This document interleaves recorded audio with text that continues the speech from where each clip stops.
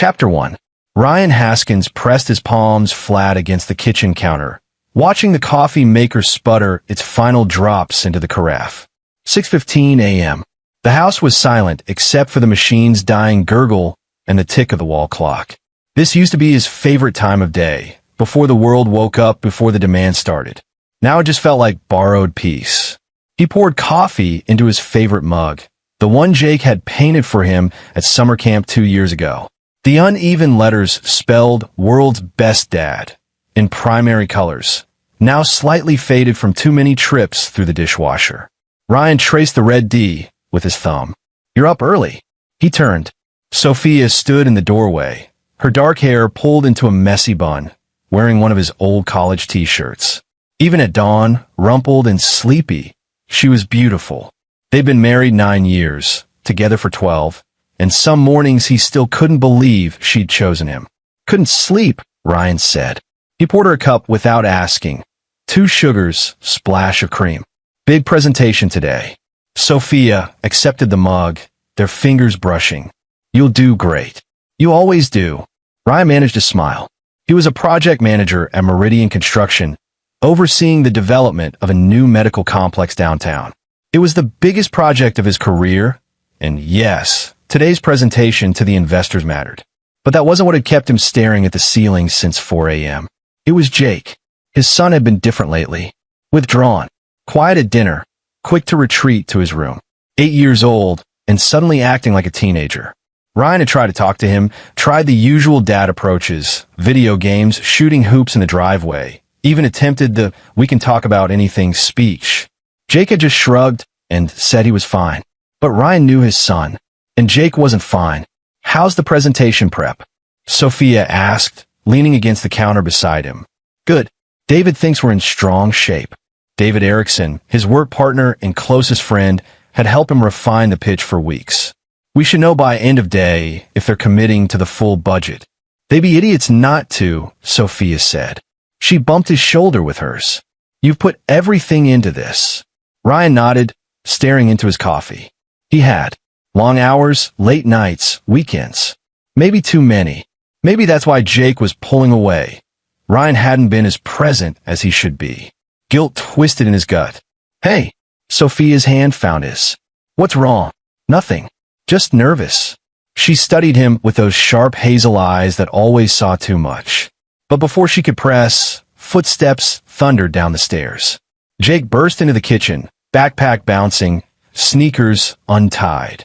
"Morning, buddy," Ryan said, relief flooding through him. Jake looked normal. Messy brown hair, gap-toothed grin, the same kid who'd been obsessed with dinosaurs last year, and now couldn't stop talking about space. "Morning." Jake grabbed a granola bar from the pantry. "Can Grandpa Clint pick me up from school today? He said he'd take me to that new arcade." Ryan's hand tightened around his mug. Clint Sherwood, Sophia's father. The man showed up 3 months ago after being absent for most of Sophia's childhood, claiming he wanted to make amends and be part of the family. Sophia, too forgiving for her own good, had let him back in. Ryan had reservations from day one. Clint was charming, sure, too charming. The kind of smooth talker who always had an angle. He'd been a salesman, a gambler, a drifter. He left Sophia and her mother Dina when Sophia was 10, leaving them scrambling and struggling. Now he was back, playing doting grandfather, and Sophia wanted to believe he'd changed. Ryan didn't buy it. Men like Clint didn't change. They just got better at the con. "I don't know, Jake," Ryan started. "It's a school night." "Please, Dad. Just for an hour. Grandpa Clint is really cool." Sophia touched Ryan's arm. "It's fine. Dad's been great with Jake." Ryan looked at his wife, saw the hope in her eyes. She wanted this to work. Wanted her father to be the dad she'd never had, the grandfather Jake deserved. How could he deny her that without sounding paranoid? "1 hour, Ryan said, "and you need to finish your homework first." Jake hooped and bounded over to hug him. "Thanks, Dad. You're the best." Ryan hugged him back, breathing in the smell of his son's shampoo. "Love you, buddy. Love you too." After Jake ran upstairs to grab his books, Sophia kissed Ryan's cheek. "Thank you. I know you're not Dad's biggest fan, but he's really trying." "I know." Ryan forced another smile. "I just want Jake to be safe." He will be. My dad loves him. Ryan nodded, said nothing more. But as Sophia headed upstairs to get ready for her shift at the hospital, she was a pediatric nurse, which meant she understood kids better than anyone. Ryan stood alone in the kitchen and felt that gnawing unease. Clint Sherwood, silver-haired, perpetually tanned, always with a story and a smile. He'd rented an apartment 2 miles away, visited twice a week, showered Jake with attention and gifts. And Jake, hungry for that kind of male bonding while Ryan worked long hours, had latched onto him. Ryan should be grateful, should be happy Jake had another positive male figure in his life. So why did it feel wrong? The presentation went well. By 3 p.m., Ryan had the investors nodding, asking engaged questions, showing genuine interest in the timeline and budget projections. David gave him a subtle thumbs up from across the conference room. By 4 p.m., they had a tentative yes pending final paperwork. Ryan should have been elated. This was career-defining. Instead, he kept checking his phone. Jake's school let out at 3:15. Clint was picking him up, taking him to the arcade. 1 hour, Jake had promised. At 5 p.m., Ryan called Sophia. Hey, have you heard from Jake? He texted me 20 minutes ago, Sophia said. He could hear hospital sounds in the background, beeping monitors, distant voices. They're at the arcade having fun. Dad said they'd be home by 6. Okay, good. Ryan, relax. Everything's fine. He wanted to believe that. He drove home, fighting rush hour traffic, telling himself he was being paranoid. Clint was probably exactly what he appeared to be, a man trying to make up for lost time. Jake was probably having the time of his life, winning tickets, eating too much candy. Normal grandfather-grandson stuff. Ryan pulled into the driveway at 5:40. Sophia's car wasn't there yet. She worked until 7. The house was dark and empty. He went inside, changed out of his suit, tried to grade some work emails. Couldn't focus. At 6:30, Clint's white Cadillac pulled up. Ryan watched from the window as Jake climbed out, waving goodbye. Clint waved back, that million-dollar smile flashing, then drove off. Jake came through the front door, quieter than usual. Hey, buddy. How was the arcade? Good. Jake didn't meet his eyes. I'm gonna do homework. Want to tell me about it first? What games did you play? Just stuff. I really need to do homework, Dad. Jake disappeared upstairs before Ryan could respond. That knot in Ryan's stomach tightened. Something was wrong. Something was very wrong. He gave Jake 30 minutes, then went upstairs and knocked on his son's door. Come in. Jake sat at his desk, math worksheet in front of him, pencil tapping against the paper. He wasn't writing anything. Ryan sat on the edge of the bed. Jake, you know you can talk to me about anything, right? I know. If something's bothering you, or if someone's making you uncomfortable. I'm fine, Dad. Jake's voice cracked slightly. Can you leave me alone? Ryan's heart cracked. Jake had never spoken to him like that. They'd always been close, always been a team. Now his son couldn't look at him, couldn't even be in the same room. Okay, Ryan said softly, but I'm here, whenever you're ready. He left the room, closing the door gently behind him, stood in the hallway, feeling helpless and angry and scared all at once. Something had happened, something involving Clint Sherwood, and Ryan was going to find out what. Chapter 2. 3 days passed. 3 days of Jake avoiding him, of forced conversations at dinner, of Ryan watching his son slip further away. Sophia noticed too, finally, but when Ryan suggested maybe Jake should spend less time with Clint, she'd gotten defensive. My father isn't the problem, she'd said. You're working 80-hour weeks. Maybe Jake's reacting to that. The words stung because they held truth. Ryan had been buried in work, but this felt different. This felt specific. On Thursday evening, Ryan came home early, left the office at 4, told David he needed to sort some family stuff. Sophia was working a double shift at the hospital. Jake would be home alone, which meant it was Ryan's chance to really talk to him. He found Jake in the living room, playing a video game with the sound muted. The TV flickered with colorful characters jumping across platforms. But Jake's expression was blank, his hands moving mechanically on the controller. Hey, bud, want some pizza? We could order from Giovanni's. Get that one with the extra cheese you like. Not hungry. Ryan sat down on the couch beside him. Jake, we need to talk. About what? About what's going on. About why you won't talk to me anymore. Jake's character died on screen. He didn't restart, just stared at the game over message. Is it school? Are kids giving you trouble? No. Is it me? Did I do something wrong? Jake's jaw tightened. For a moment, Ryan thought he might actually answer. Then Jake dropped the controller and stood up. I have homework. Jake, I said I have homework. His son's voice rose, cracking with emotion. Why don't you just leave me alone like you always do? The words hit like a punch. I don't, Jake, I'm here. I'm trying. But Jake was already running upstairs, and moments later Ryan heard his bedroom door slam. Ryan sat alone in the living room, head in his hands. He was losing his son and didn't know why.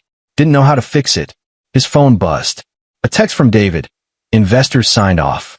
We're greenlit for the full project. Drinks tomorrow to celebrate. Ryan stared at the message. The biggest professional achievement of his life, and he felt nothing. Just hollow. He texted back. Congrats. Need a rain check.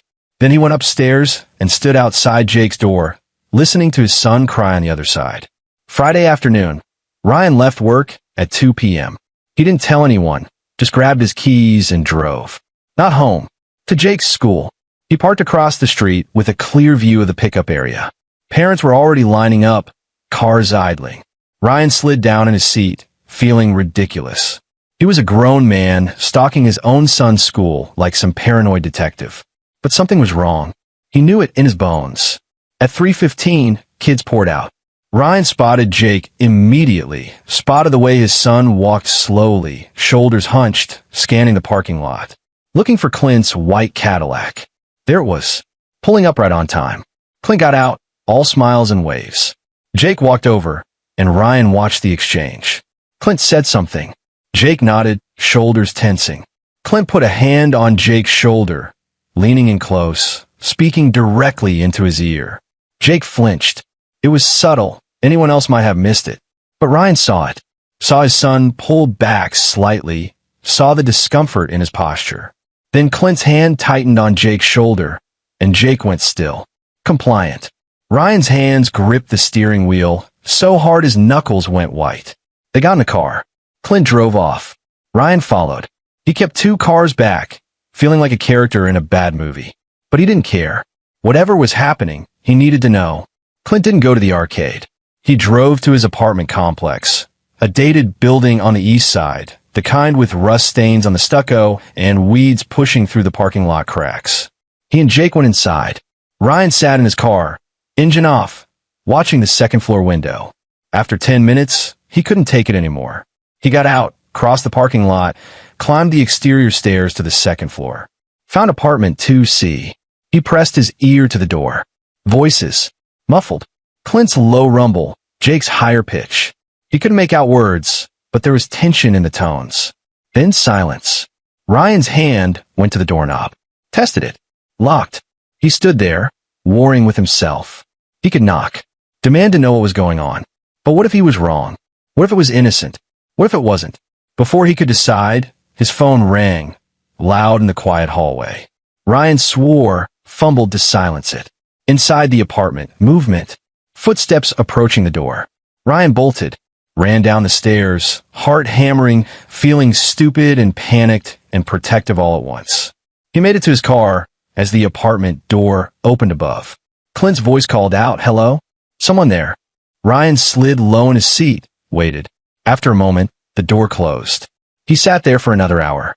At 4:30, Clint and Jake emerged. They got in the car, drove to Jake's house, and Clint dropped him off. Normal. Routine. Like nothing was wrong. Ryan waited 5 minutes, then drove home. Jake was in the kitchen, drinking juice, when Ryan walked in. "Hey, buddy. How was your day?" "Fine." Jake wouldn't look at him. "Where were you?" "Work." "How was time with Grandpa Clint?"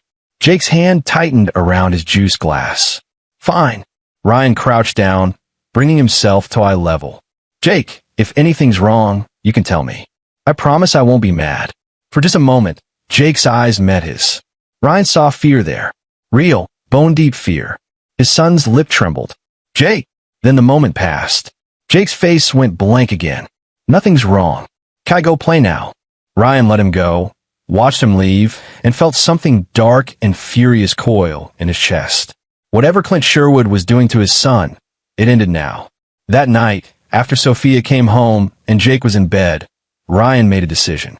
He waited until Sophia fell asleep, then crept downstairs to his office. He opened his laptop and started researching. Clint Sherwood. He knew bits and pieces from Sophia, the absent father, the gambling problems, the string of failed businesses. But he needed more. Ryan found old arrest records. Public records. Nothing recent, but 20 years ago, Clint had been arrested twice. Once for fraud, once for theft. Charges dropped both times. He found bankruptcy filings. He found addresses in 6 different states over 15 years. But he didn't find anything that explained what was happening now. At 1 a.m., Ryan heard a noise. He froze, listening. It came from upstairs. From Jake's room. Ryan climbed the stairs quietly. Jake's door was cracked open. Inside, his son was sitting up in bed, talking. Ryan pushed the door open. Jake was on his phone, the cheap one they'd given him for emergencies only. He was texting someone. When he saw Ryan, he jumped, nearly dropping the device. "Jake? Who are you texting at 1 in the morning?" "No one. Just a friend." "Let me see the phone." "Dad." Now Jake. His son's face crumpled. For a second, Ryan thought he'd hand it over. Then Jake's thumb moved, fast, swiping and tapping. Deleting messages. "Jake, what are you doing?" "Nothing." Jake shoved the phone under his pillow. "Just leave me alone." Ryan stood there, heart breaking and anger building. "Give me the phone." "No." "Jake, I hate you." His son screamed it, tears streaming. "I hate you, and I wish you weren't my dad." The words hit like bullets. Ryan staggered back, speechless. Jake buried his face in his pillow, sobbing. Ryan heard footsteps. Sophia appeared, bleary and confused. "What's going on?" "Nothing," Ryan managed. "Bad dream." He left the room, left Sophia to comfort their son, and went downstairs. Sat in the dark kitchen. His hands were shaking. Jake had never said anything like that. Never. They'd been close. They'd been best friends. And now his son hated him. Ryan pulled out his own phone. Opened the tracking app Sophia had insisted they install when Jake got his phone. For safety, she'd said. Ryan had never used it. Never needed to. He pulled up Jake's phone history. Location data. Text logs. Most of the texts were deleted, but the metadata remained. Jake had been texting one number repeatedly over the past 3 weeks. Dozens of messages, all to the same contact. Ryan cross-referenced the number. Clint Sherwood. His father-in-law was texting his 8-year-old son. Late at night. In secret. Messages Jake was deleting. Ryan's blood went cold. He scrolled through the location history. Jake's phone showed him at Clint's apartment 3 times a week. Not just quick visits. Hours at a time. And looking at the timestamps of the text messages, Ryan saw a pattern. Clint would text Jake late at night. Jake would respond. Sometimes for hours. Secret conversations. About what? Ryan took screenshots of everything. Backed them up to his email. Then he sat there in the dark, jaw clenched, understanding crystallizing. Clint Sherwood was manipulating his son. Isolating Jake from him. Turning his boy against him. But why? What was the endgame? Ryan didn't know yet. But he was going to find out. And when he did, Clint Sherwood was going to regret ever coming back into their lives. Chapter 3. Saturday morning. Sophia was at work, a rare weekend shift to cover for a sick colleague. Jake was still asleep, exhausted from his late-night breakdown. Ryan stood in his son's doorway, watching him sleep, seeing the tear tracks still visible on his cheeks. He waited until Jake stirred, then brought up breakfast, pancakes, bacon, orange juice. Jake's favorites. "Hey, buddy. Thought you might be hungry." Jake sat up, eyeing the food suspiciously. "What's this for? Does it have to be for anything?" "I made pancakes." They ate in silence. Jake on his bed, Ryan sitting in the desk chair. Ryan waited, patient. Finally, Jake spoke. "Sorry about last night." "It's okay. I didn't mean it." "About hating you." Ryan's throat tightened. "I know. Jake's voice broke. "I'm confused." "About what?" Jake stared at his plate. Didn't answer. Ryan took a breath. "Jake, I need to ask you something, and I need you to be honest with me. Is Grandpa Clint making you uncomfortable?" Jake's whole body went rigid. "Has he asked you to keep secrets?" No response. "Has he told you not to tell me things?" Jake's fork clattered onto his plate. I can't. You can tell me anything. He said you'd try this. Jake's head snapped up, eyes blazing with something that looked like betrayal. He said you'd ask questions and try to turn me against him. Ryan felt like he'd been slapped. What else did he say? That you don't really love me. That you're always at work because you don't want to be home. That he's the only one who really cares about me. The words gutted him. Ryan forced himself to stay calm. Jake, that's not true. I love you more than anything. He said you'd say that too. Jake's voice was thick with tears. He said you'd lie. I'm not lying. How do I know? Jake screamed. You're always gone. You never have time for me. Grandpa Clint's the only one who listens. Ryan wanted to argue, to defend himself. But Jake was right about one thing. He had been working too much. Clint had found the crack in their relationship and wedged it open. What else has he told you? Ryan asked quietly. Jake shook his head. I can't tell you. I promised. You promised him? He said. Jake's voice dropped to a whisper. He said if I told you, he'd have to leave. And Mom would be sad. And it would be my fault. Ryan's vision went red. Clint was manipulating an 8-year-old, making him carry the weight of adult problems, isolating him. Classic grooming behavior. Jake, listen to me. Nothing that happens is your fault. Do you understand? Nothing. But, and I'm not going anywhere. I love you. Mom loves you. Whatever Grandpa Clint has told you, we can work through it together. Jake looked torn, scared. Ryan could see him warring with himself, wanting to trust his father, but held back by whatever poison Clint had planted. I need to think, Jake finally said. Can you just leave me alone for a while? Ryan wanted to push, wanted to demand answers, but Jake's eyes were pleading. Okay, but Jake, I'm going to fix this. I promise. He left the room, closing the door softly.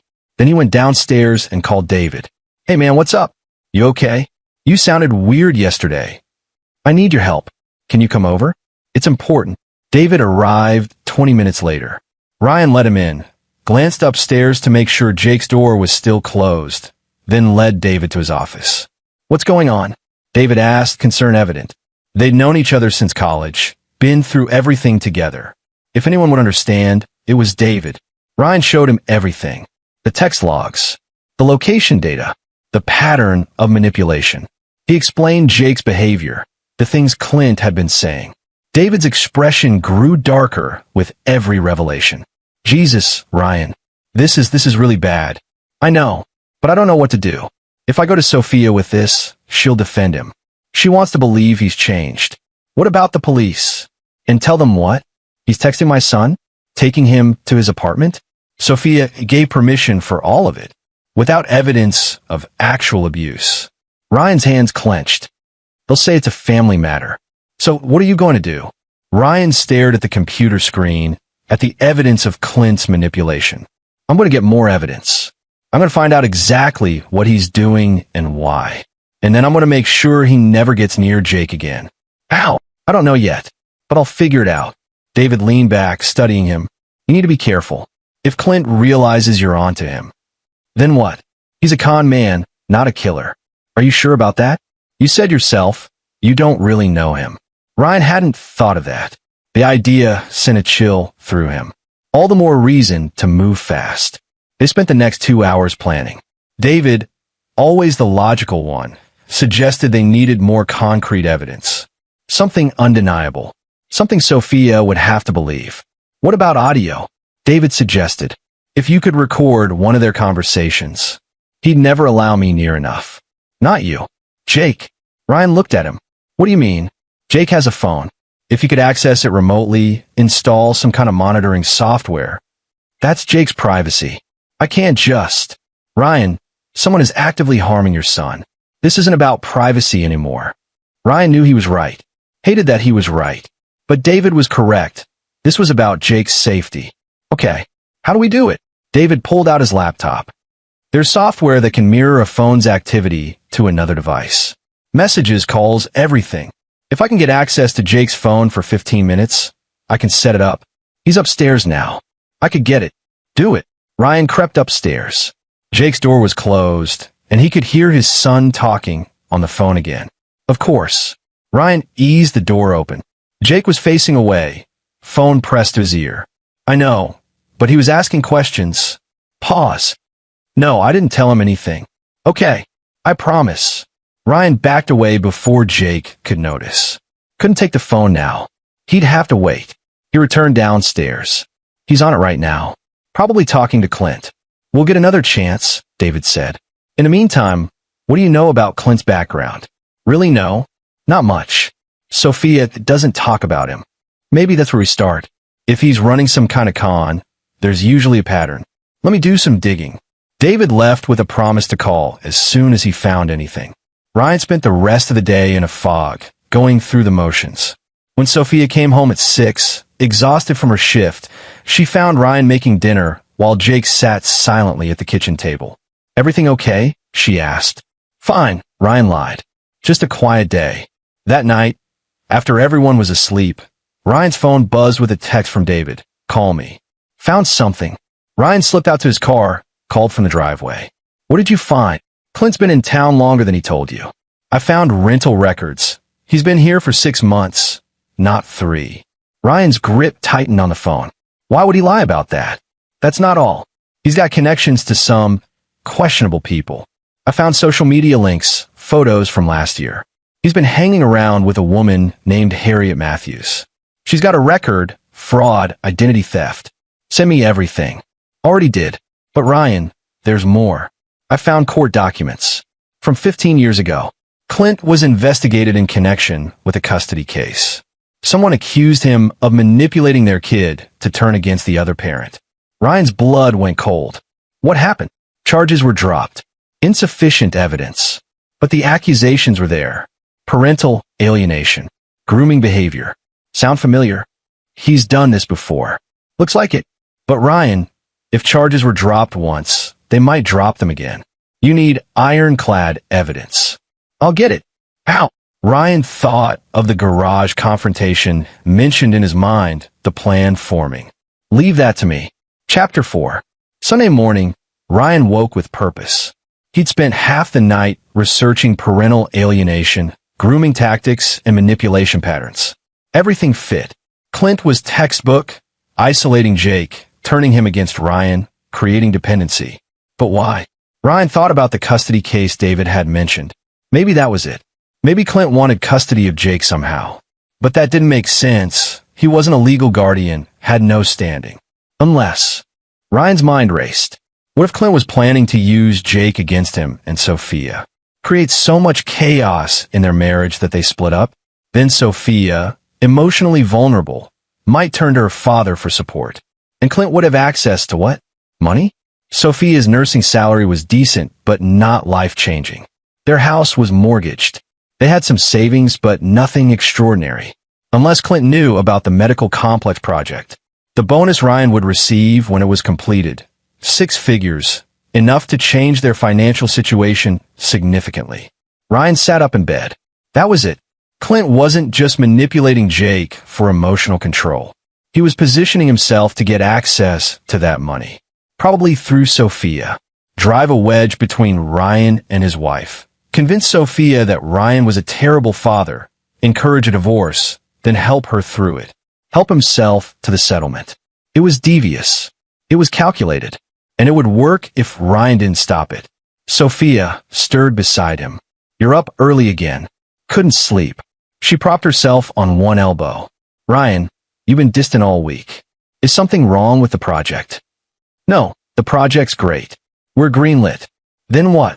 Ryan looked at his wife. Wanted to tell her everything. But he knew Sophia. She'd defend her father. Need concrete proof before believing anything negative about him. She'd spent her childhood with an absent father. Now that Clint was back, she was desperate for it to work. Distress, Ryan said. Big project, you know how it is. Sophia studied him, not quite believing but let it go.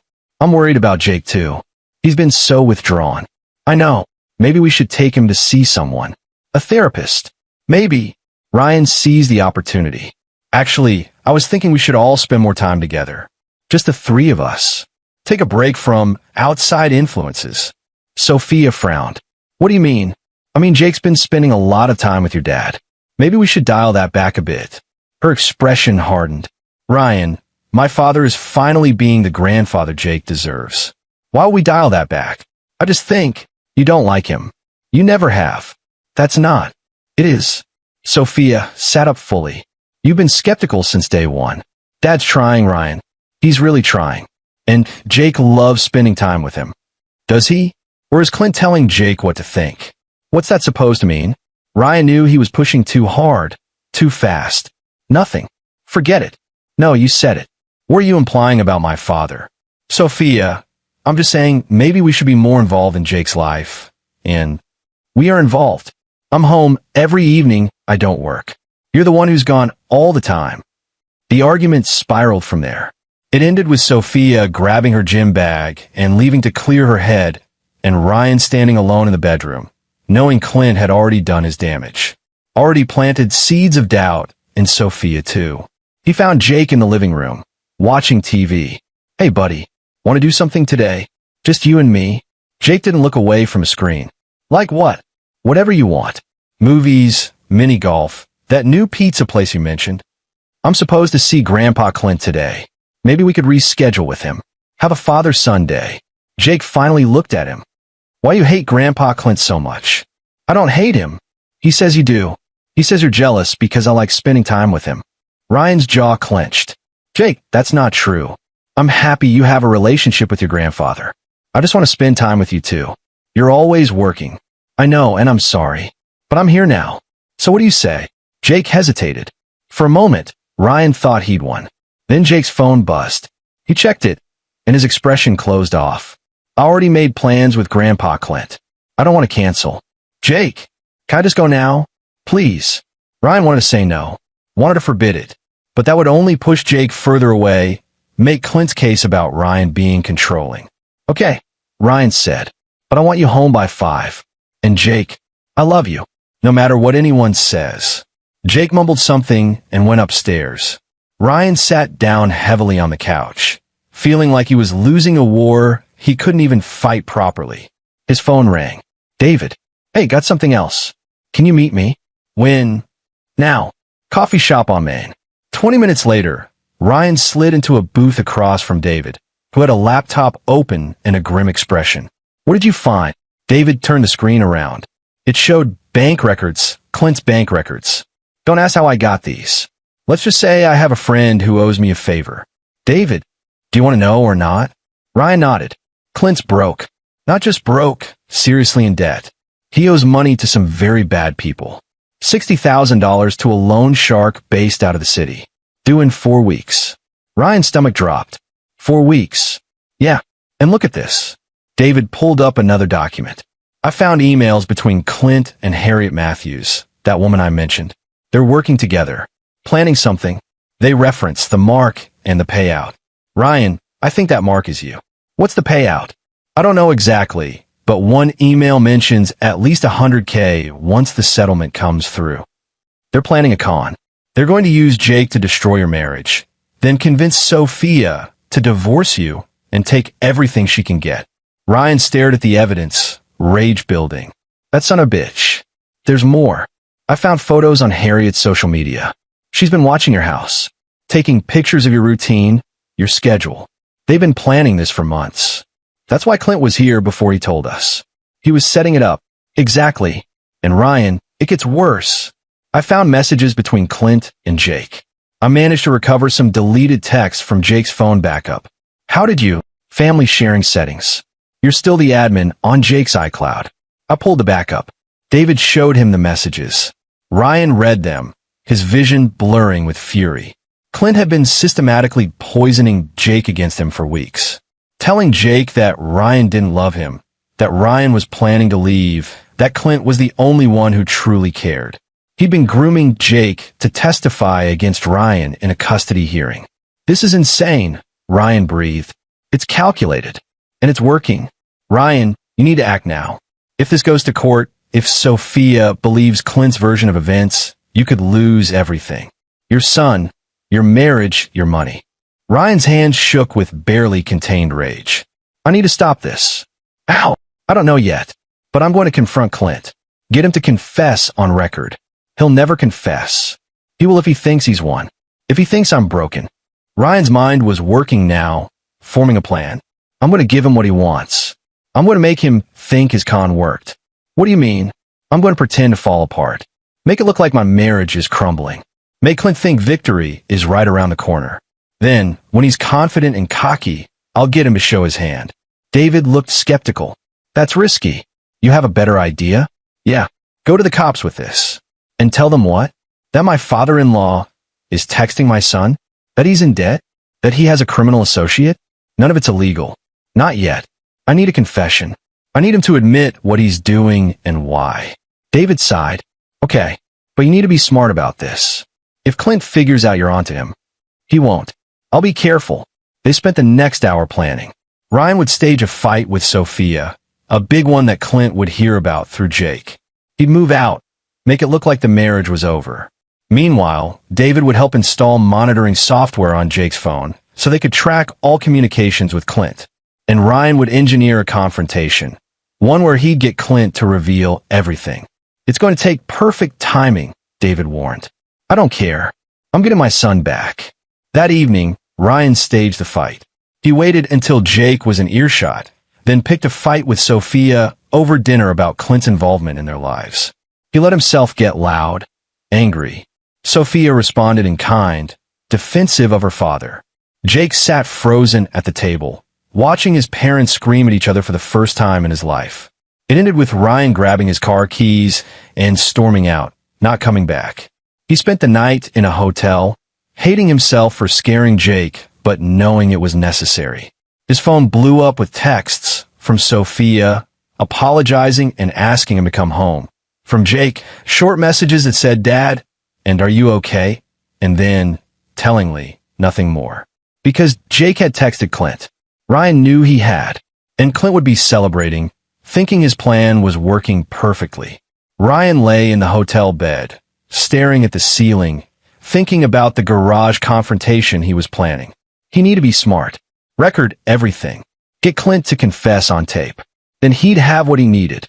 He just had to wait for the right moment. Chapter 5. Ryan returned home Monday morning, playing the part of the defeated husband. Sophia was getting ready for work, eyes red from crying.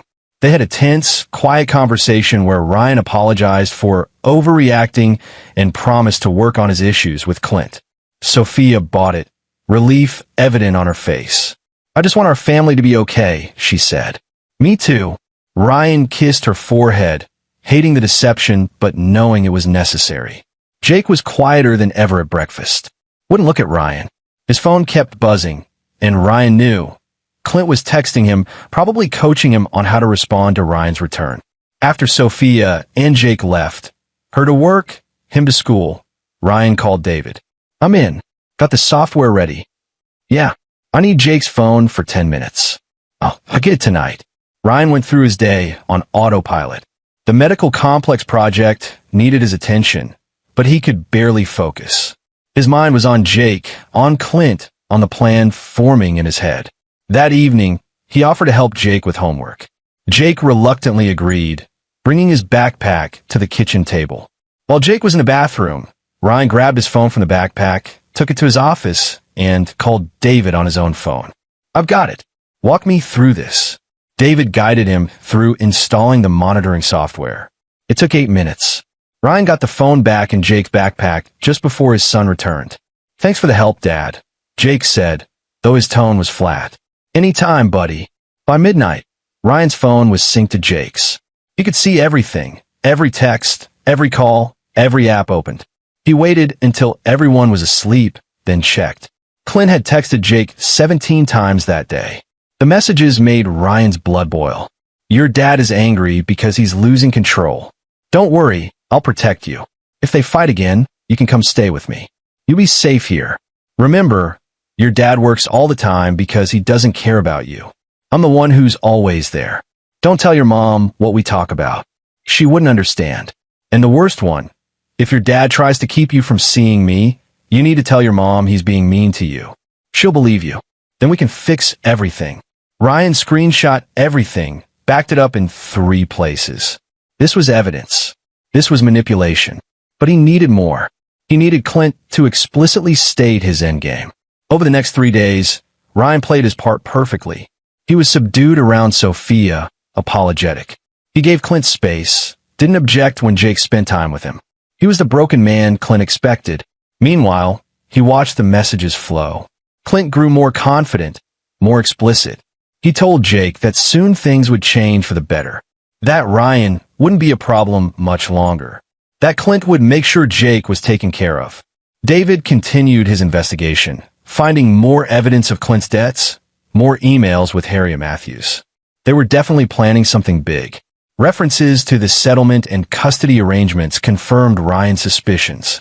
On Thursday evening, Ryan got his opening. Jake came home from school and quietly told Sophia that Clint had invited him to stay over this weekend. Like a sleepover? Sophia asked, surprised. Yeah, he has movies and games and stuff. Can I go?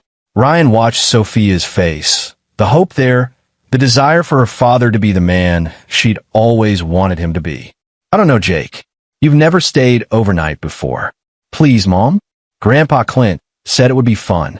Sophia looked at Ryan. He knew what he had to do, even though it killed him. Maybe it's a good idea, Ryan said carefully. Jake and Clint have bonded. One night won't hurt. Jake's eyes widened in surprise. Sophia looked uncertain. Are you sure? She asked Ryan. Yeah. If Jake wants to go, he should go. Permission granted, Jake bounded upstairs to pack. Sophia touched Ryan's arm. Thank you. I know this is hard for you. I'm trying, Ryan said. And he was trying to trap a predator. That night, after Jake left with Clint, Ryan put his plan into motion. He texted David, "It's happening. Get ready." Then he drove to Clint's apartment complex and parked in a spot with a clear view of the building. He had recording equipment in his glove box, a small voice recorder David had given him. He watched the lights in Clint's apartment, watched Jake's silhouette move past the window. At 10 p.m., he texted Jake, "How's it going, buddy?" Jake responded, "Good. Watching movies." At 11 p.m., Clint's apartment door opened. A woman emerged, mid-40s, bleached blonde hair, hard eyes. Harriet Matthews. She got into a car and drove away. So they were meeting, planning. Ryan photographed her license plate, sent it to David. At midnight, the lights in Clint's apartment went out. Ryan waited another hour, then drove home. Tomorrow would be the day. Tomorrow, he'd set the trap. Friday afternoon, Ryan called Sophia at work. "Hey, can you pick Jake up from Clint's after your shift? I have to work late. Some crisis with the project." "Sure. Is everything okay?" "Just construction delays. Nothing major. Love you." "Love you too." Ryan hung up, guilt churning. But this had to work. He called David next. Phase 2. "I need you to call Clint. Use a burner phone. Tell him you're from the loan shark's office. Tell him his payment is due this weekend, or there will be consequences." "Ryan, are you sure?" "Just do it. I need him panicked and desperate. That's when people make mistakes." David made the call. Ryan listened on speaker as he delivered the threat. Clint's voice went tight with fear. "I'll have it. I just need a few more days. You have until Sunday, midnight, or we send someone to collect." The call ended. Ryan checked Jake's phone remotely. Clint immediately texted Jake, "Change of plans. I need to run an errand tomorrow morning. You'll stay here with the TV. Won't be long." Ryan smiled grimly. Clint was panicking, trying to figure out how to get money fast. And Ryan was betting he'd reach out to his accomplice, Harriet. Sure enough, Clint called Harriet. Ryan couldn't hear the conversation, but he saw its aftermath in texts. "We need to move up the timeline. Can you get access to her accounts by Monday?" Harriet's response, "If you can get the info, yes. But you said you needed more time." "No choice now. The mark needs to break this weekend. Then we move." "What about the kid?" "He's insurance. If the wife hesitates, the kid testifies." Simple. There it was. The confession Ryan needed. They were planning to use Jake as a weapon, get access to Sophia's accounts, take whatever they could, and disappear. Ryan screenshot everything, sent it to David. "Got them. Now we spring the trap." Saturday morning, Ryan told Sophia he needed to run errands. Instead, he drove to his bank, withdrew $5,000 in cash, put it in an envelope.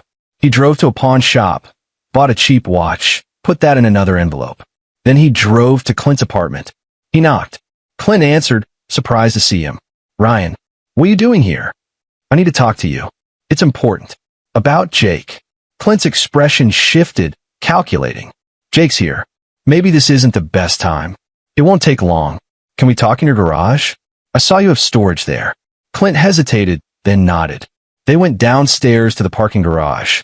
Clint's storage unit was filled with junk, old furniture, boxes. Ryan stepped inside, Clint following. Ryan turned, faced him. The voice recorder was in his pocket, already running. I know what you're doing. Clint's smile didn't waver. What are you talking about? I know about your debts. About Harriet. About your plan to destroy my marriage and take our money. For a second, real fear flashed in Clint's eyes. Then he laughed. You're paranoid, Ryan. Maybe that's why Sophia is so unhappy. My son told me everything. That got him. Clint's smile faltered. Jake wouldn't. He did. Last night. Told me how you've been coaching him, telling him to lie about me. Told me about the plan. Clint's jaw clenched. You're delusional. Ryan pulled out his phone, showed him the screenshots. The text between Clint and Jake. The emails with Harriet. The evidence of death. Clint's face went pale, then red. Where did you get that? Doesn't matter. What matters is I have it. And I'm going to the police. You can't. That's illegal. So, is conspiracy to commit fraud. So, is parental alienation. So, is financial exploitation. Ryan stepped closer. You're finished, Clint. Clint's mask finally cracked. The smooth charm vanished, replaced by cold rage. You self-righteous prick. You have no idea what it's like to have nothing. To be desperate. I was owed that money. Sophia's my daughter. She's not your meal ticket. She owes me. I gave her life. And what did I get? Abandoned by her mother. Left with nothing. Clint was shouting now, years of resentment spilling out. This family owes me. You left them. You were the one who disappeared. Because there was no money. But now there is, and I'm taking what's mine. By destroying an 8-year-old, Jake will be fine. Better off without a workaholic father who barely notices him. I notice him plenty. Then why was he so easy to turn against you? Clint sneered. Face it, Ryan. You're a shitty father. I just helped Jake see the truth. Ryan's fist clenched. He wanted to hit him. Wanted to smash that smirk off Clint's face. But he held back. He had what he needed. You're not getting a penny, Ryan said quietly. And you're never seeing Jake again. Clint laughed bitterly. You can't stop me. Sophia will believe me over you. She always does. Her dear old dad. Try to reconnect. He leaned in close, voice dropping to a hiss. I'll make sure Jake tells everyone how terrible you are. How you neglect him. Abuse him, even. Who do you think they'll believe? A decorated nurse's father, or an absent workaholic? You destroy your own grandson. He's a means to an end. Kids are resilient. He'll get over it. Clint straightened. Now get out of my garage before I call the cops for harassment. Ryan smiled coldly. Pulled out the voice recorder. Held it up. Everything you just said? Recorded. Clint's face went from confident to terrified in an instant. He lunged for the recorder. Ryan stepped back, pocketed it. Touch me, and it gets worse for you. You son of a bitch. I'm going to give you a choice, Ryan said, voice calm despite the rage burning inside him. You have 48 hours to leave this state. Pack your shit. Tell Sophia whatever lie you want about why you're leaving, and go. If you're gone by Monday morning, I won't press charges. The recording stays private. You disappear from our lives forever. And if I don't, Ryan stepped closer. Let Clint see the cold fury in his eyes. If I ever see you near my family again, there won't be a conversation. There won't be a warning. There won't be police or lawyers or recordings. Do you understand me? The threat hung in the air. Clint swallowed hard, seeing something in Ryan's eyes that scared him more than debt collectors or legal troubles. You're making a mistake, Clint said weakly. No, you made the mistake. You came after my son. Ryan's voice dropped to barely a whisper. I will burn everything down to protect him. Everything. So take the deal, Clint. 48 hours. Or find out what happens when you push a father too far. He turned and walked out, leaving Clint standing in the garage, the weight of his choices crushing down on him. Chapter 6. Ryan drove home, hands shaking on the wheel. He'd done it. He'd gotten the confession, delivered the ultimatum. But the hard part wasn't over. He still had to tell Sophia. Still had to undo the damage Clint had done to Jake. He parked in the driveway, sat for a moment collecting himself. His phone buzzed. David, did you get it? Every word. Thank God. What happened? I gave him 48 hours to leave. You think he'll take it? I think he's a coward. Cowards run when cornered. And if he doesn't, Ryan's jaw tightened. Then we go to the police with everything. But I'm betting he runs. He's got nothing to gain by staying and everything to lose. He went inside.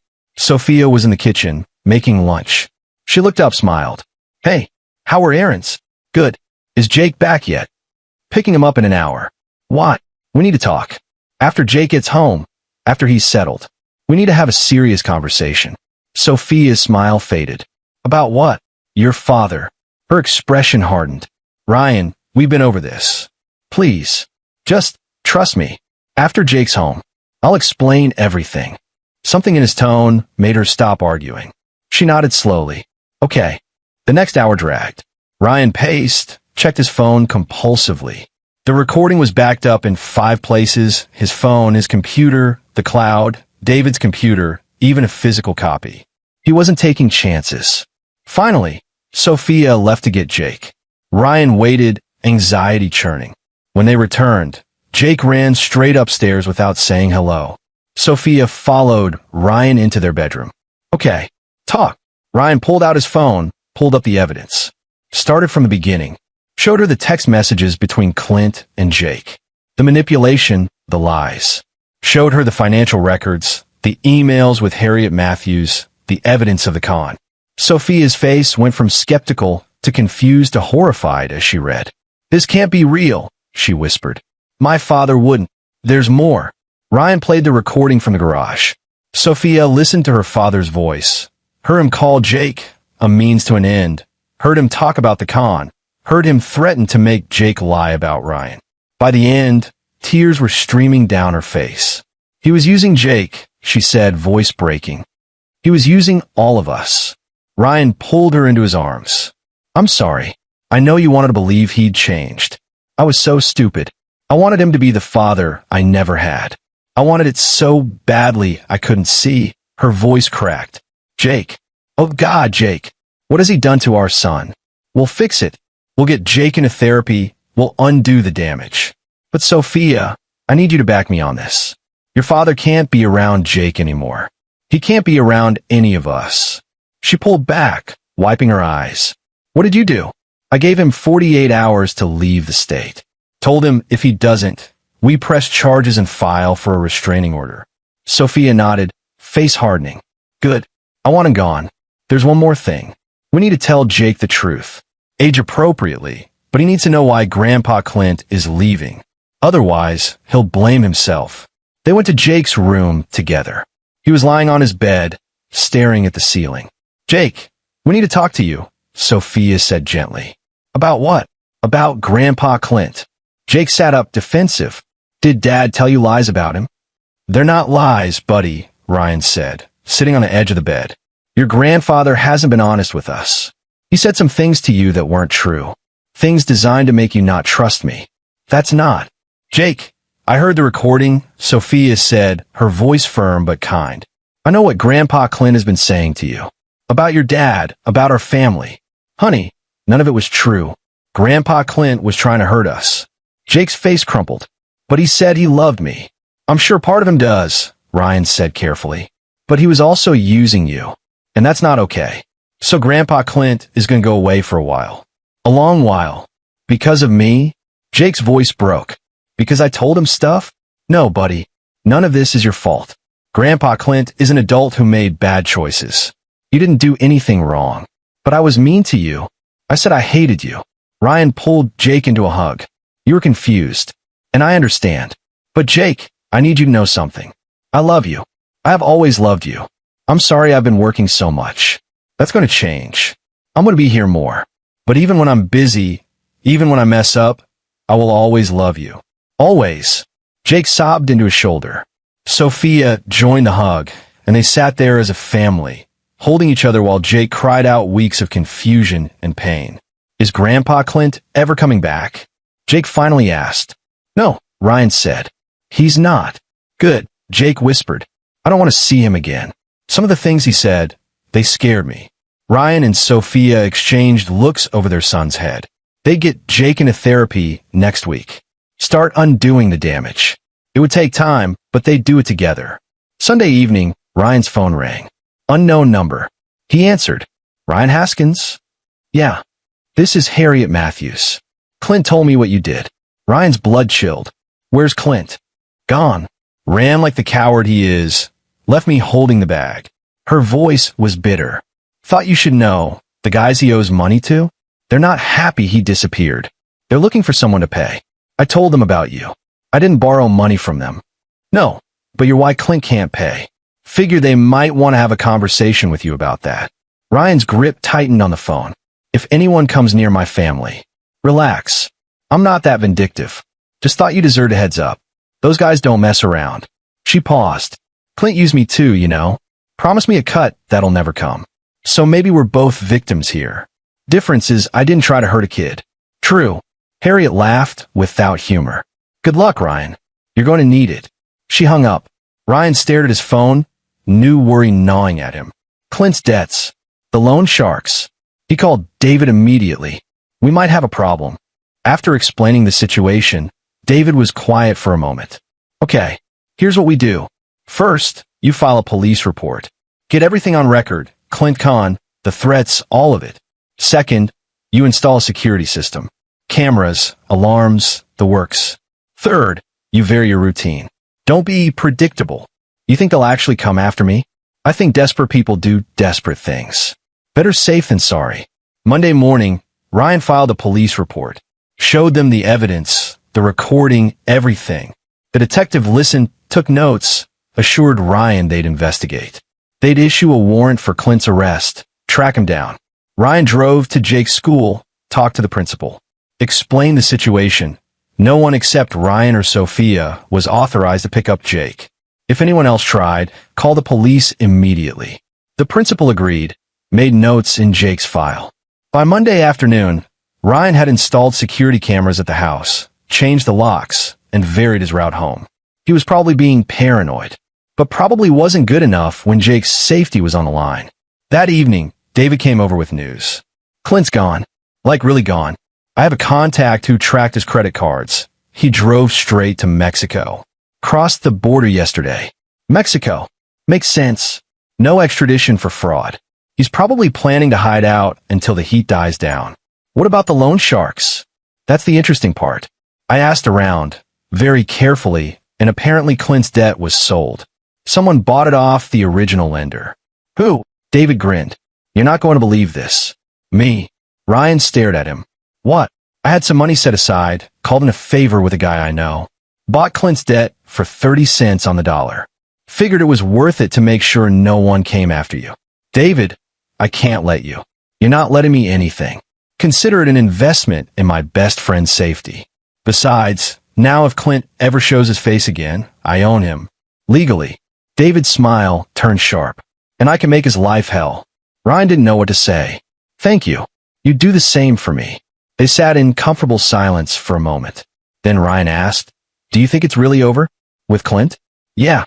He's too much of a coward to come back. With Jake, David's expression softened.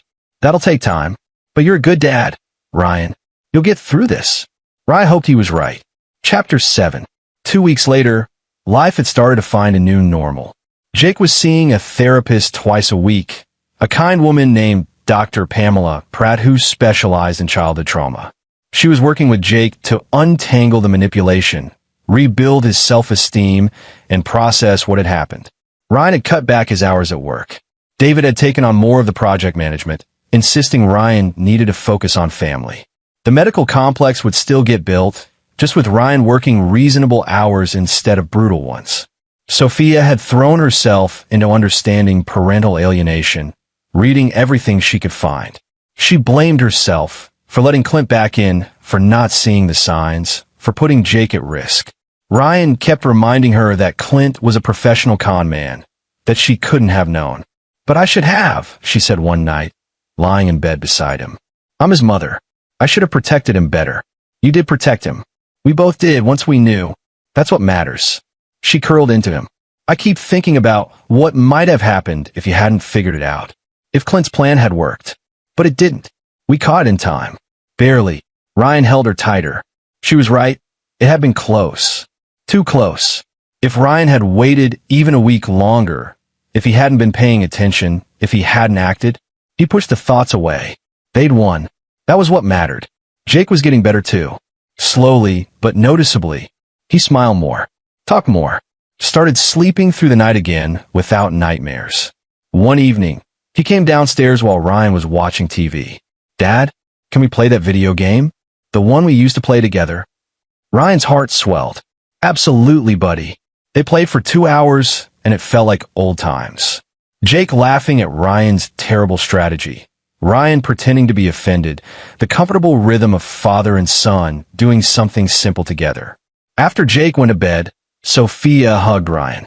"Thank you." "For what?" "For saving our son. For being the father he needed. I should have been that father all along." "You were. You are. Clint just made you doubt yourself." "But Jake never doubted you, not really." That's why the manipulation hurt him so much, because deep down, he knew the truth. Ryan hoped she was right.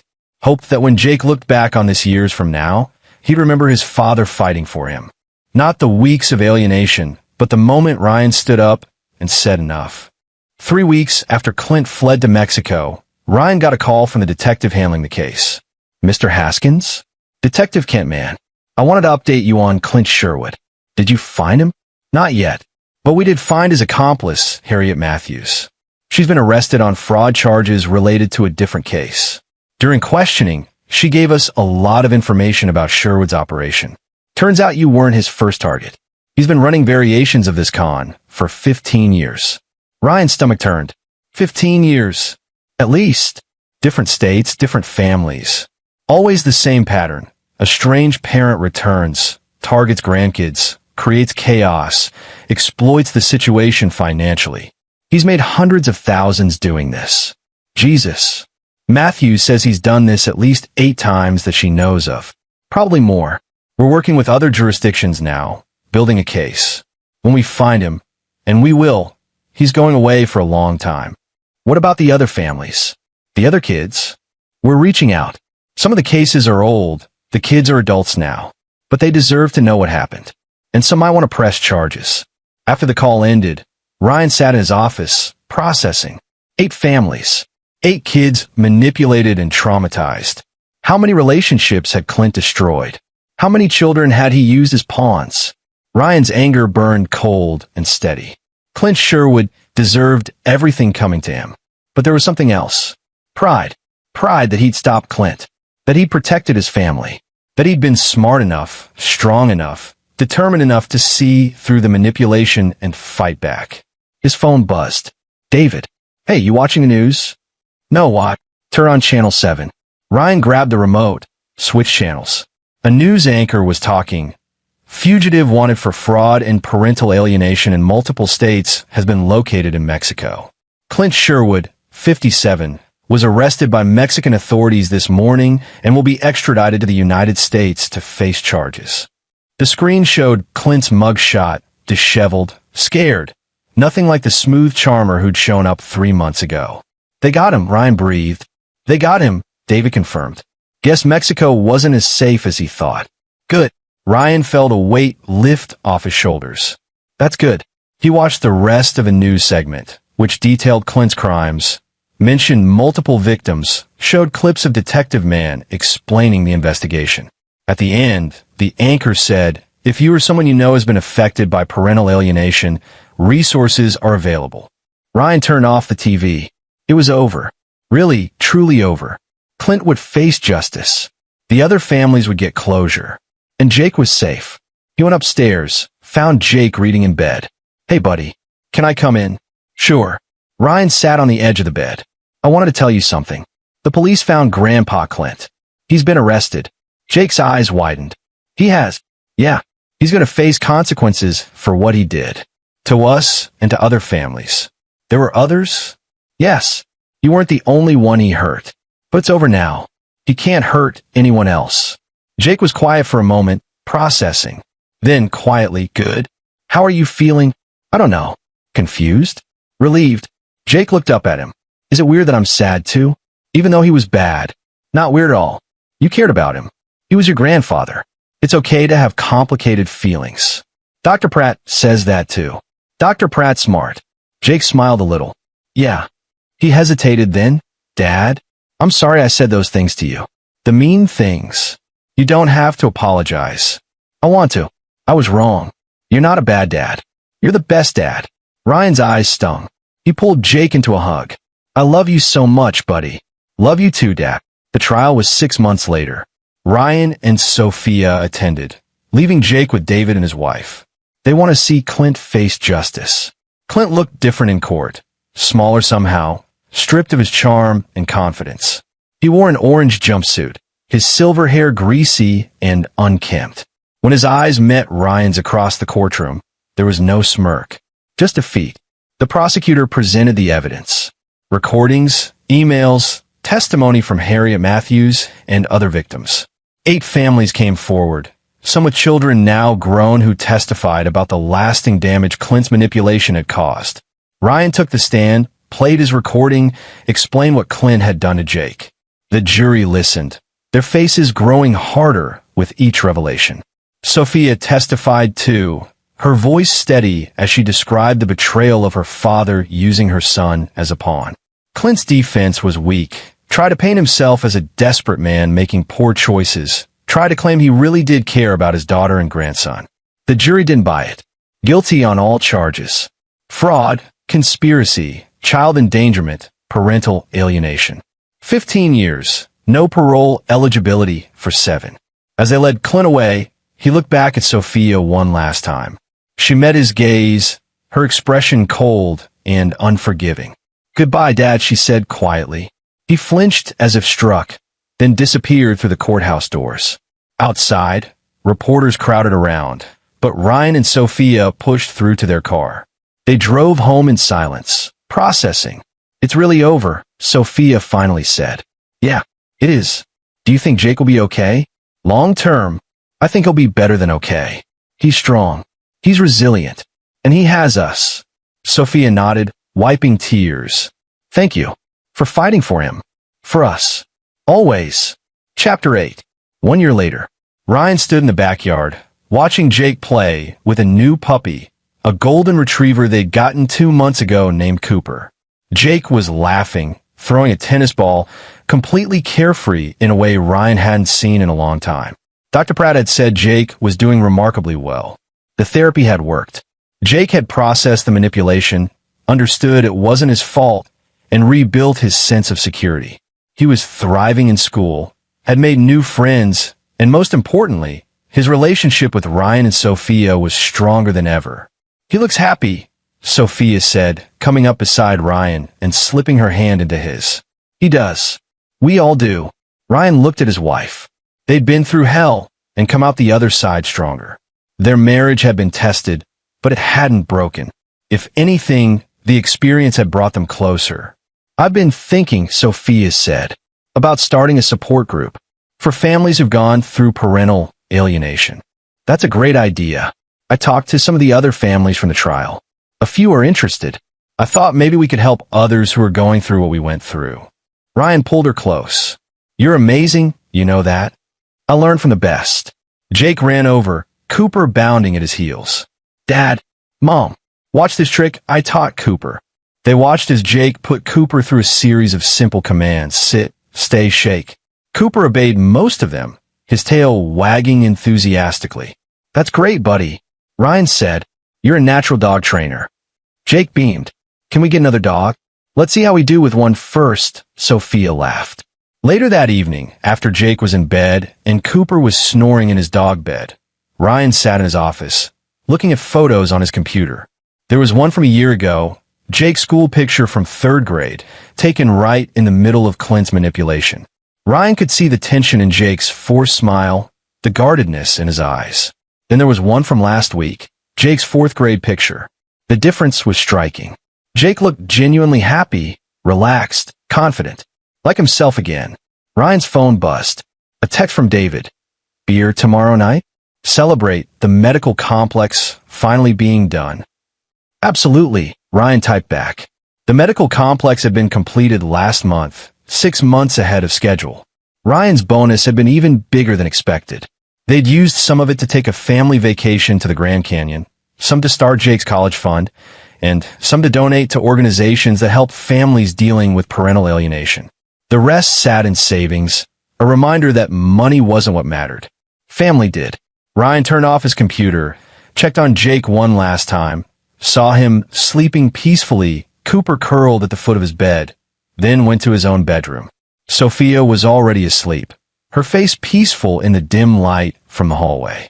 Ryan slid into bed beside her, careful not to wake her. He lay there, listening to the quiet sounds of his house, the hum of the air conditioning, the distant bark of a neighborhood dog, the settling of floorboards. A year ago, his family had been under attack.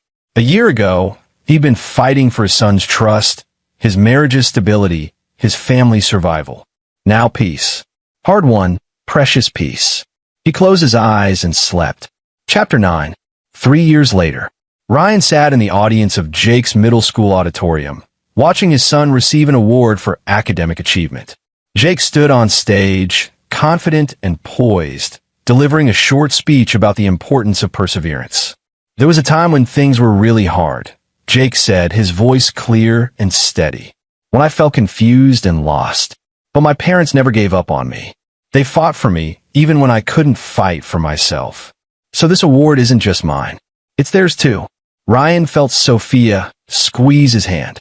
He blinked back tears. After the ceremony, Jake ran over, medal around his neck. Did you see, Dad? Did you see? I saw, buddy. I'm so proud of you. Can we get ice cream to celebrate? Absolutely. They went to Jake's favorite ice cream shop. The three of them squished into a booth, laughing about Jake's dramatic fall during the award ceremony walk that he'd played off like nothing happened. Classic Jake, Sophia teased. Always sticking the landing even when there is no landing. I'm graceful, Jake protested through a mouthful of chocolate chip. You're something, Ryan agreed, ruffling his hair. On the drive home, Jake asked casually, Dad, do you ever think about Grandpa Clint? Ryan glanced in the rearview mirror. Jake's expression was curious, but not upset. Dr. Pratt had warned them Jake might ask about Clint as he got older, as he tried to make sense of what happened. Sometimes, Ryan said honestly. Do you? Sometimes. Mostly I just feel bad for him. Bad for him? Yeah. Like, he must have been really broken inside to do what he did. To hurt people he was supposed to love. Ryan exchanged a look with Sophia. Their son's empathy, even for someone who'd tried to destroy him, was remarkable. That's a very mature way to look at it, Sophia said gently. Dr. Pratt and I talked about it. She says hurt people hurt people. Grandpa Clint must have been hurt really bad. That's true, Ryan said. But it doesn't excuse what he did. I know. I'm not saying I forgive him or anything. Just that I understand better now. They pulled into the driveway. Jake hopped out, Cooper barking excitedly at the door. As Jake ran inside, Sophia turned to Ryan. He's going to be okay. He already is. No, I mean really okay. Not just surviving, but thriving. Did you hear that speech?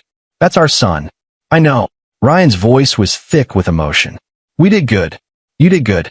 You saved him. We saved him. Together. Inside, Jake was playing with Cooper, the dog jumping around him in circles. Ryan watched from the doorway, a sense of contentment settling over him. This right here was what mattered. Not the job, not the money, not the achievements. This. Family. Love. Protection. Later that night, after Jake was in bed, Ryan and Sophia sat on the back porch, sharing a bottle of wine under the stars. I got a call today, Sophia said, from a support group. They want to expand, maybe go national. They asked if I'd consider being on the board. What did you say? I said I'd think about it. It would mean more time commitment, more work. But Ryan, we've helped so many families already. If we could reach more people, then you should do it. You sure? Absolutely. You're incredible at it. And Jake's old enough now that he doesn't need as much hands-on attention. What about you? How's work? Ryan smiled. Good. Great, actually. David and I are partners now, officially. Equal say in the company. We're bidding on another major project downtown. That's amazing. It is. But I'm keeping boundaries this time. No more 80-hour weeks. No more missing Jake stuff. I learned that lesson. Sophia leaned against him. We've come so far. We have. They sat in comfortable silence, listening to the night sounds, crickets, distant traffic, the rustle of wind through trees. Ryan thought about the last 3 years. The therapy sessions, the court appearances, the slow rebuilding of trust and normalcy. The moments of doubt and fear. The victories, small and large. Jake's first genuine laugh after months of sadness. Sophia's first full night of sleep without nightmares about what could have happened. Their family finding its footing again. Do you think he'll ever get out? Sophia asked suddenly. Clint, when his sentence is up. Ryan had thought about this. Maybe, in 7 years, he'll be eligible for parole. But even if he gets out, he's not coming near us. The restraining order is permanent. And if he tries, Ryan's jaw set, then we deal with it. But I don't think he will. Last I heard, he's a model prisoner, staying out of trouble. Maybe he actually learned something. I hope so. For his sake. Ryan looked at his wife. You don't owe him anything. Not your sympathy, not your forgiveness. I know, but I can still hope he finds some kind of redemption. Not for him, for me, so I can fully let it go. Ryan understood. Sophia was working on her own healing too, dealing with the betrayal of her father, the guilt of bringing him into their lives. Her therapist said she was doing well, but some wounds took time. You're a better person than I am, Ryan said. No, just different. They finished the wine, went inside, checked on Jake one more time, a routine they'd maintained even as he got older. Jake was fast asleep, Cooper curled up beside him, both of them peaceful and content. Ryan closed the door gently. As he walked down the hallway to his own bedroom, he passed the wall of family photos. There was their wedding picture. Jake as a baby. Family vacations. Birthdays. Holidays. A life documented in moments. But his favorite photo was newer, taken 6 months ago at Jake's school play. Jake was on stage in a ridiculous costume. Mid-song, his face lit up with joy. Ryan and Sophia sat in the front row, watching with huge smiles. David had taken the picture from behind them, capturing not just Jake, but their reaction to him. That photo said everything. Pride, love, presence. The family they'd fought to protect and rebuild. Ryan got into bed. Sophia was already half asleep, but she curled against him instinctively. Love you, she murmured. Love you too. He lay there, Sophia's breathing deepening into sleep, and thought about the man he'd become. Before Clint, he'd been drifting, working too much, disconnecting from what mattered. The crisis had forced him to wake up, to fight, to remember what was truly important. In a twisted way, Clint had given him a gift. Not intentionally, not kindly, but the outcome remained.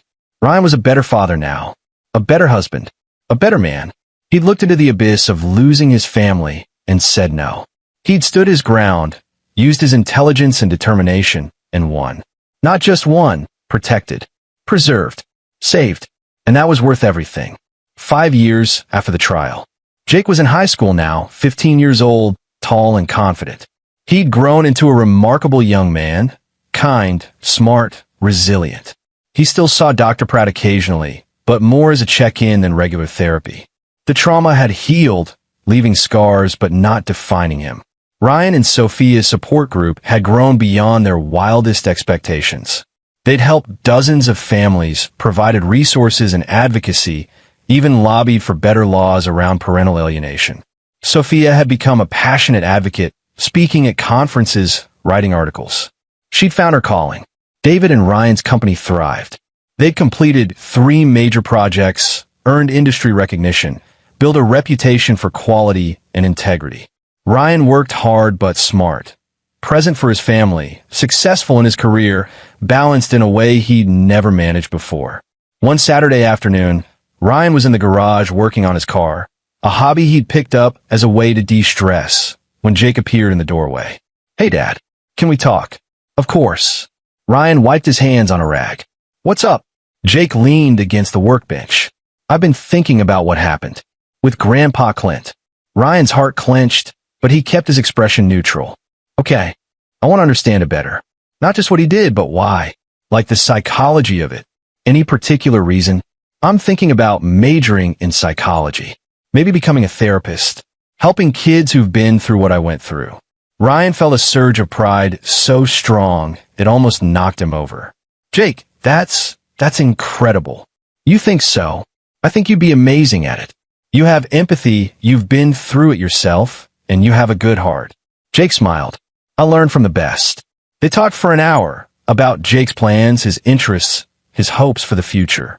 Ryan listened, offered advice when asked, but mostly just marveled at the person his son had become. When Jake went back inside, Ryan stood alone in the garage, feeling the weight of the journey. That confrontation in Clint's garage 5 years ago, it had been the moment everything changed.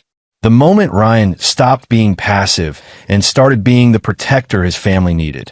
He'd given Clint 48 hours to leave. Clint had run, been caught, faced justice. The threat had been eliminated, the family saved. And in the aftermath, they'd all grown stronger. Ryan thought about what he'd said that day. There won't be a conversation. There won't be a warning. He'd meant it, would have followed through if necessary. But he'd never had to. Clint had been a coward who ran when confronted with consequences. And sometimes that was enough. Justice didn't always require violence. Sometimes it required courage, intelligence, and a willingness to stand your ground. Ryan had done that. They all had. And look at what they'd built in the aftermath.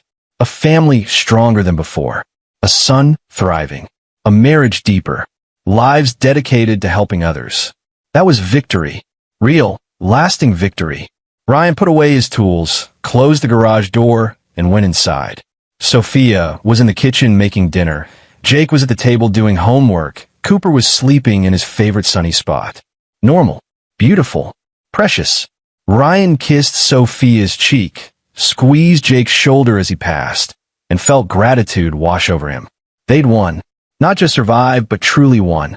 And that made everything worth it. Another story comes to an end. What did you think? I'd love to hear your thoughts in the comments below. If you enjoy this story, consider joining our community by subscribing. It means the world to us. For more stories like this one, check out the recommended videos on screen. And I'll see you there.